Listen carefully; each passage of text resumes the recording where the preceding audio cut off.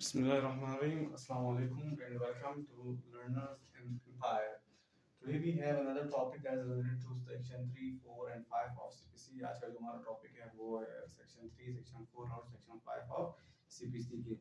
तो सेक्शन 3 क्या कहता है? सेक्शन 3 डिस्कस करता है सबऑर्डिनेशन ऑफ कोड्स के। सबऑर्डिनेशन ऑफ कोड्स से मुराद कि एक कोड कैसे दूसरे कोड के मातहत होगा, यानी कि एक लोअर कोर्ट है या एक सुपीरियर कोर्ट है, एक डिस्ट्रिक्ट कोर्ट है या एक हाई कोर्ट है या एक सिविल कोर्ट है, वो एक दूसरे के किस तरीके से मातहत काम करेंगे।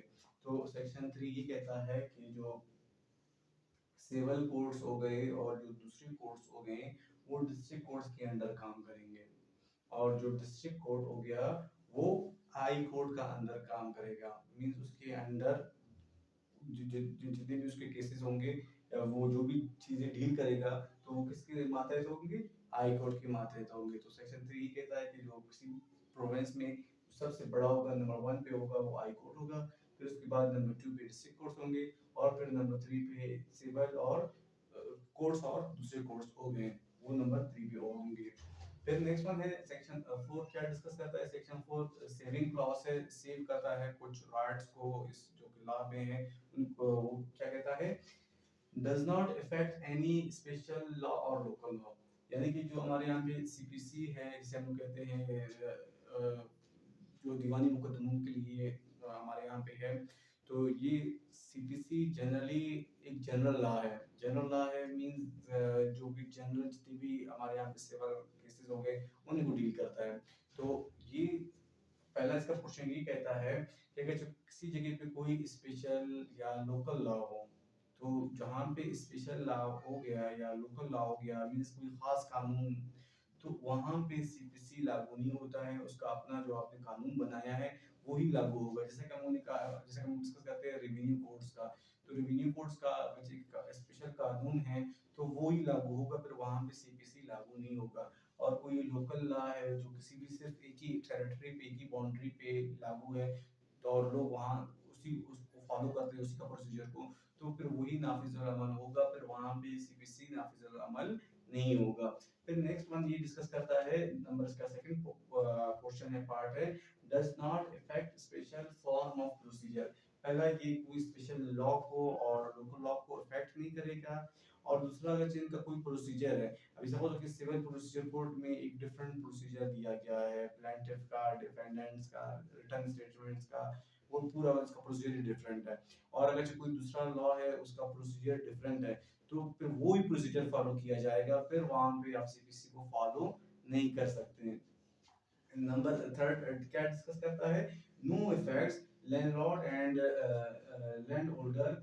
अगर से कोई भी लैंडलॉर्ड हो या कोई लैंड होल्डर हो और वो एक मुआहदा करे जिसमें कोई रेंट फिक्स हो, तो वो जो मुआहदा किसी भी कानून के तहत उन्होंने किया है, तो फिर वो रिकवर भी उसी के तहत ही करेंगे, तो फिर वहां पे सीपीसी इन्फोर्स नहीं किया जाएगा। फिर ये आगे क्या कहते हैं? Recovery of rent of agriculture. और स्पेशली जब हम लोग एग्रीकल्चर के बारे में डिस्कस करते हैं, जहाँ हम लोग एग्रीकल्चर का रिकवरी के लिए कोई केस फाइल करेंगे, तो फिर उस सूरत में जो सीपीसी है वो वहाँ पे अमल नहीं होगा, उसका अपना ही लॉ नाफिजुल अमल होगा जो वहाँ पे अवेलेबल है। फिर नेक्स्ट वन है हमारे यहाँ पे सेक्शन 5। सेक्शन 5 क्या कहता है? Application of the code to revenue codes. अभी जो रेवेन्यू कोड्स है हमारे यहाँ पे, अभी रेवेन्यू कोड्स कौन कौन से कोड्स होते हैं? वो सारे कोड्स जहाँ पे आप related to revenue courts case file करते हो, वो सारे रेवेन्यू कोर्स, आप रेवेन्यू का कलेक्शन का, रेवेन्यू का डिस्ट्रीब्यूशन का, या जितने भी रेवेन्यू से रिलेटेड मैटर्स हो गए रिलेटेड टू मनी फाइनेंस, सो वो सारे रेवेन्यू कोर्स कहलाते हैं।